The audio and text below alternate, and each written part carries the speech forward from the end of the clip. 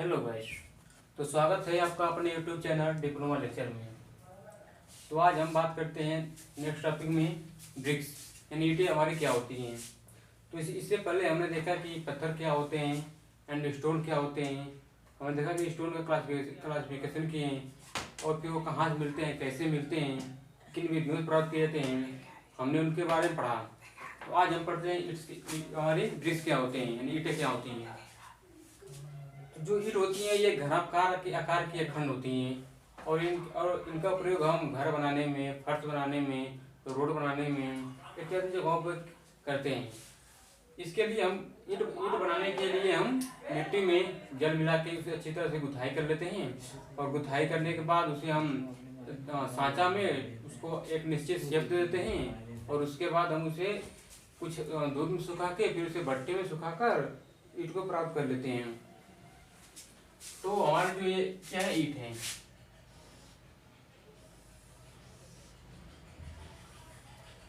ये हमारी ईंट है। इसे हम हेडर कहते हैं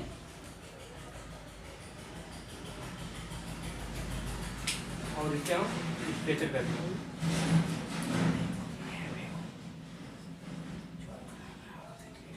और इसे हम क्या कहते हैं, फ्राक कहते हैं।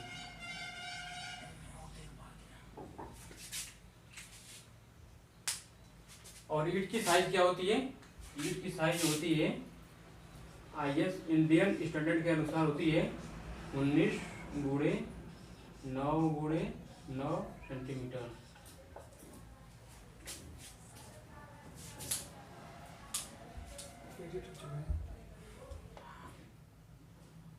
ये क्या होता है, फ्राक। हम ईंट में फ्राक क्यों बनाते हैं, जो ईंट के ऊपर जो हल्का सा गैप होता है उसे हम क्या कहते हैं, फ्राक कहते हैं। तो हम ईंट में फ्राक इसलिए बनाते हैं ताकि हमारी जो चिनाई होती है उसमें जो बांड होता है वो अच्छे से बन जाए और इसमें जो मसाला होता है मसाला अच्छे से लग जाता है और बांड अच्छे से बन जाता है। यदि हम ईंट में फ्राक ना बनाएं तो हमारे जो बांड होता है वो अच्छे से नहीं बनता है और हमारी दीवार कमजोर हो जाती है। इसलिए हम इसका प्रयोग करते हैं, फ्राक बनाते हैं। अब हम देखते हैं कि ईंट का प्रयोग कहाँ पे होता है।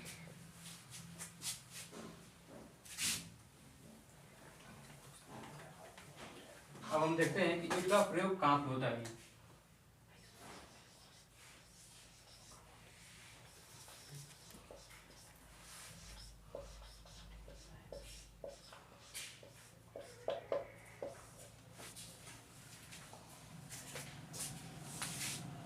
कई वर्षों पहले हम ईंट की जगह पे पत्थर का प्रयोग करते थे, जो कि बहुत ही कॉस्टली पड़ता था। टिकाऊ तो था, मजबूत था पत्थर, लेकिन जो बहुत कॉस्टली पड़ता था और वो बहुत दूर से उसे लाना पड़ता था, जिसके कारण हमें घर बनाने में सुविधा होती थी। इसलिए हम अब क्या करते हैं, ईंट का प्रयोग करते हैं। तो ईंट का प्रयोग करते हैं घर बनाने में, पहले करते हैं भवन निर्माण में।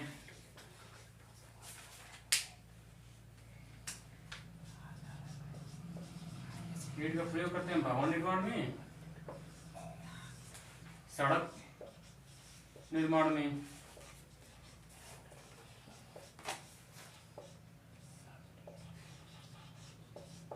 पुल बनाने में,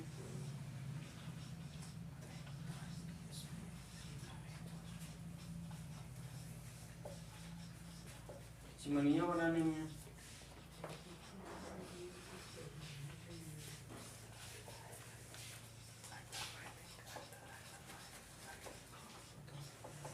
इत्यादि जगह पे हम ईंट का प्रयोग करते हैं। ईंट का प्रयोग हम करते हैं भवन निर्माण में, सड़क निर्माण में, पुल बनाने में और चिमनियाँ बनाने में, इत्यादि इत्यादि भी करते हैं। तो भवन निर्माण क्या करते हैं हम, जैसे दीवार की चिनाई करते हैं, फर्श बनाते हैं, छत बनाते हैं, फाउंडेशन देते हैं, उसमें हम ईंट का प्रयोग करते हैं। और सड़क बनाने में भी करते हैं। जैसे मान लीजिए कि जो खड़ंजा होता है उसे हम क्या करते हैं, पुल बनाने में ईंट का प्रयोग करते हैं, चिमनियाँ बनाने में भी हम ईंट का प्रयोग करते हैं। अब हम देखते हैं कि जो ईंट के रासायनिक गुण क्या है, जो हमारा ईंट है वो किन किन पदार्थों से मिलकर बनता है, वो हम देखते हैं कि जो ईंट के हमारे रासायनिक तत्व क्या क्या है।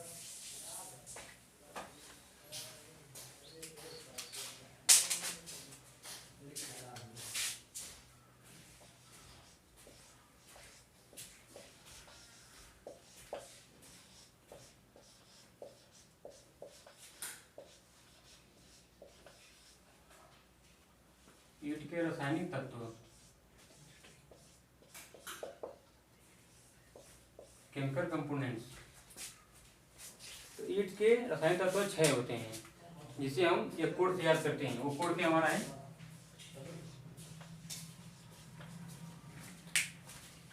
वो कोड हमारा है SSC LIM। तो हम ईंट के रासायनिक तत्वों को एक कोड से याद करते हैं। वो कोड हमारा क्या है, SSC LIM। तो हमारा S से होता है सिलिका, और इसी S से होता है हमारा सिल, और C से क्या होता है, क्ले, क्ले और एल्यूमिना।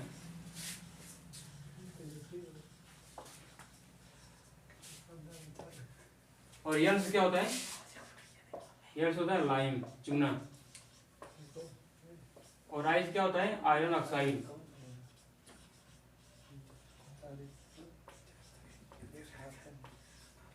और M से क्या होता है,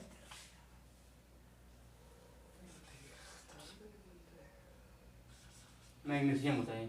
ठीक, तो हमारा जो ईंट होता है सिलिका से, सिल्ट से, क्ले से और लाइम से और आयरन ऑक्साइड से और मैग्नीशियम से मिलकर बनता है। अब हम देखते हैं कि जो सिलिका होती है, सिल्ट होती है, इनकी ईंट में कितनी प्रतिशत मात्रा होती है, इनकी क्वांटिटी ईंट में क्या होती है। जो हमारी सिलिका होती है इसका होता है 30 से 50%। यानी ईंट बनाने में हम सिलिका का प्रयोग 30 से 50% तक करते हैं, और जो सिल्ट होता है ये हमारा होता है 20 से 35% तक। यानी ईंट बनाने में हम सिल्ट 20 से 35% तक यूज करते हैं। और हमारा क्या हुआ, फिर इसके बाद क्ले या एल्यूमिना, इसका प्रयोग करते हैं 20 से 30%। इसके बाद हमारा क्या होता है, लाइम। तो लाइम हमारा होता है 2 से 5%। और क्या है, आयरन ऑक्साइड, ये हमारा होता है 3 से 5%। और ये क्या है, मैग्नीशियम, इसका 1%। तो हमारा ईंट बनाने के लिए 6 केमिकल कंपोनेंट्स की आवश्यकता पड़ती है, जो क्या है, SSC LIM, ये क्या उसका कोड है। तो यस से होता है सिलिका, जिसकी मात्रा 30 से 50% तक होती है। और क्या है, सिल्ट, जिसकी मात्रा 20 से 35% होती है। और क्या है, क्ले और एल्यूमिना, इसकी मात्रा है 20 से 30% तक होती है। और उसके बाद क्या है, लाइम, चूना, चूने की मात्रा क्या होती है, 2 से 5% तक। अब क्या है, आयरन ऑक्साइड, इसकी मात्रा होती है 3 से 5% तक। अब क्या है, मैग्नीशियम, मैग्नीशियम की मात्रा होती है 1%। यदि ईंट बनाते वक्त किसी की मात्रा या तो कम कर दें या तो अधिक कर दें, तो हमारे ईंट पे प्रभाव पड़ता है। ठीक है, तो हम देखते हैं कि किसकी कमी से और किसकी अधिकता से क्या क्या ईंट पे प्रभाव पड़ता है, उसे हम देख लेते हैं। तो पहला हम क्या देखते हैं, सिलिका। हमारा सिलिका क्या होता है, सिलिका हमारा क्या कार्य करता है ईंट बनाने में।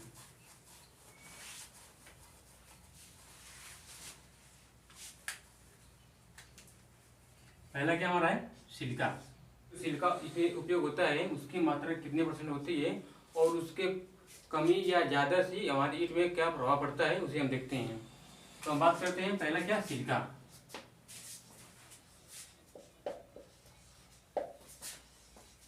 सिलिका, इसकी जो ईंट में मात्रा होती है वो होती है 30 से 50%। यानी कि हमारे ईंट में सबसे अधिक सिलिका की मात्रा होती है। तो हम ये कह सकते हैं कि जो हमारी सिलिका होती है वो ईंट बनाने का सबसे प्रमुख घटक होता है, क्योंकि इसकी मात्रा सबसे क्या होती है, अधिक होती है। और इसका काम क्या है, सिलिका का काम ये है कि जो हमारा ईंट है उसके आकार में मतलब टेढ़ापन को रोकता है, दरारें उत्पन्न नहीं होने देता है, और उसकी और साइज और ईंट को अच्छी शेप देता है।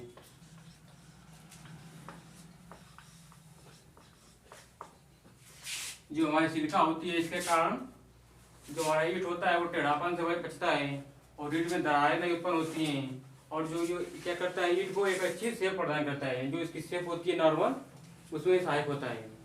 और इसके और सिल्का के कारण ईंट को क्या मजबूती मिलती है। जो सिल्का होता है सबसे अधिक ईंट को मजबूती प्रदान करता है। अब हम बात करते हैं सिल्ट। हमारा सेकेंड कंपोनेंट क्या है, सिल्ट।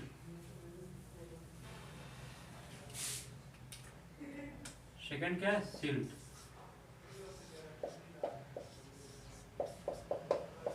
इसकी मात्रा होती है 20 से 35%। ईंट बनाने में इसकी सिल्ट की मात्रा होती है 20 से 35% होती है इसकी मात्रा। और ये क्या होता है, बंधक पदार्थ। जो सिल्ट है ये एक बंधक पदार्थ होता है। ये क्या करता है कि जो ईंट के तत्व है उनको आपस में बॉन्ड बनाने का कार्य करता है। और ये ईंट को क्या करता है, मजबूती देता है। ठीक है, ये क्या है, बंधक पदार्थ है जो ईंट के सभी तत्वों को आपस में बांधने का कार्य करता है। तो अब हम देखते हैं हमारा जो नेक्स्ट कंपोनेंट है वो क्या है, क्ले और एल्यूमिना। जो हमारा नेक्स्ट कंपोनेंट है वो है क्ले और एल्यूमिना।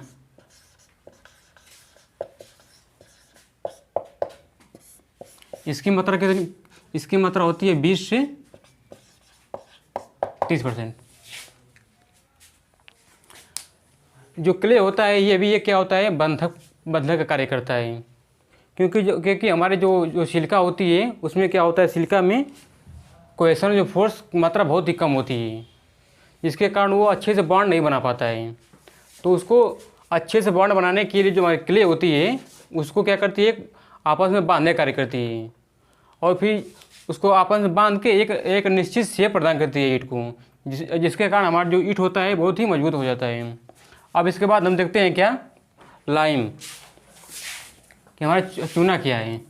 जो क्ले था, ये क्ले एक बंधक पदार्थ था। जो हमारे जो सिलिका होती है, सिलिका में कोहेशन फोर्स की मात्रा बहुत ही कम होती है, जिसके कारण वो अच्छे से बॉन्ड बना नहीं पाते हैं। तो हमारी जो क्ले होती है उसको आपस में बॉन्ड बनाने की में सहायक करती हैं। ये तो हमारे क्ले का एक कार्य है। अब जो हमारा अगला है वो है क्या है, लाइम, चूना। चौथा कंपोनेंट लाइम है।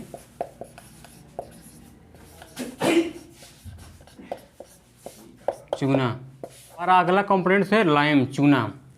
तो चूने की जो मात्रा हमारी होती है वो 2 से 5% तक होती है। तो चूने का हमारा ईंट बनाने में कार्य क्या है। तो जो चूना होता है वो क्या करता है कि एक गालक पदार्थ है। ठीक है, जो चूना होता है गालक पदार्थ होता है, क्योंकि जब हम ईंट को भट्ठे में रखते हैं तो क्या करता है, सिलिका को गलाता है। और सिलिका को गलाता है तो जब सिलिका गलती है तो क्या करती है, हमारे सिलिका को बॉन्ड बनाती है। ठीक है, और फिर उसके बाद ये ईंट को एक निश्चित शेप दे देती है। तो हमारा चूना का कार्य क्या है, सिलिका को गलाना, यानी ये क्या है, एक गालक पदार्थ होता है। अब हमारा जो अगला टॉपिक है वो क्या है, आयरन ऑक्साइड।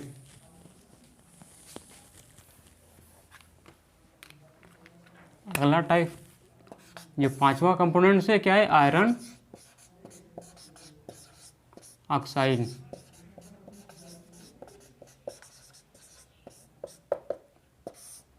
इसकी मात्रा होती है 3 से 5%। तो जो आयरन ऑक्साइड होता है ये इसकी मात्रा होती है कितनी, 3 से 5% तक। इसका कार्य क्या है, इसका कार्य यह है, एक मिनट आयरन रहेगा। इसका कार्य यह है कि जो हमारे ईंट में जो लाल रंग होता है उसको ये क्या करता है, प्रदान करता है।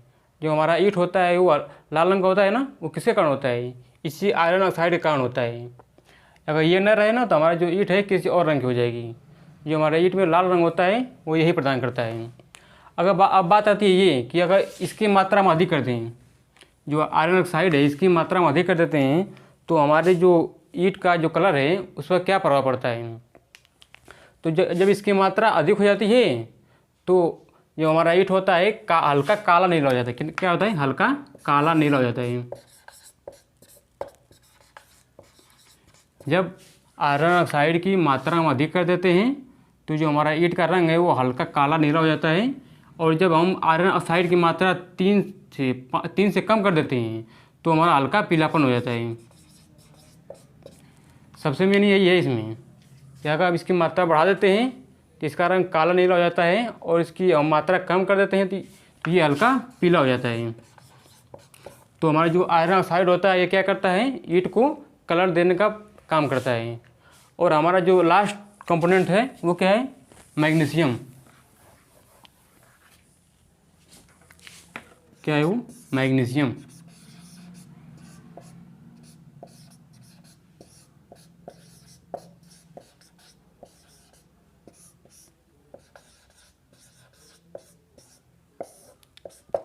इसकी मात्रा मात्र 1% होती है। इसका हम प्रयोग क्यों करते हैं, इसके प्रयोग से जो हमारा ईंट होता है, जिसमें हल्का पीलापन होता है, जो हमारा ईंट होता है पूरे लाल नहीं होती है, उसमें हल्का सा पीलापन होता है, जिसके कारण हमारी जो ईंट होती है पूरी तरह पूरा लाल नहीं हो पाती है, वो इसी कारण होता है।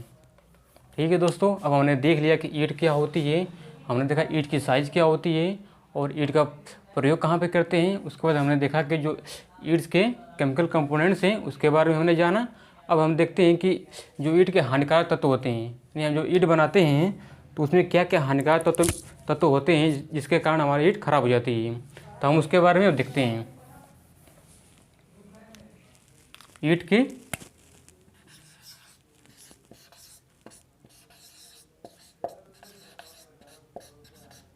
हानिकारक तत्व, जो ईंट के हानिकारक तत्व हैं ये बहुत होते हैं, लेकिन हम क्या करते हैं, कुछ ही को मानते हैं। जैसे क्या है, क्षारीय पदार्थ, क्षारीय पदार्थ, और एक क्या है, वनस्पति पदार्थ,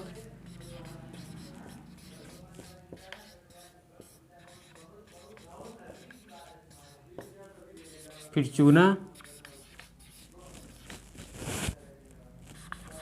कंकड़ पत्थर,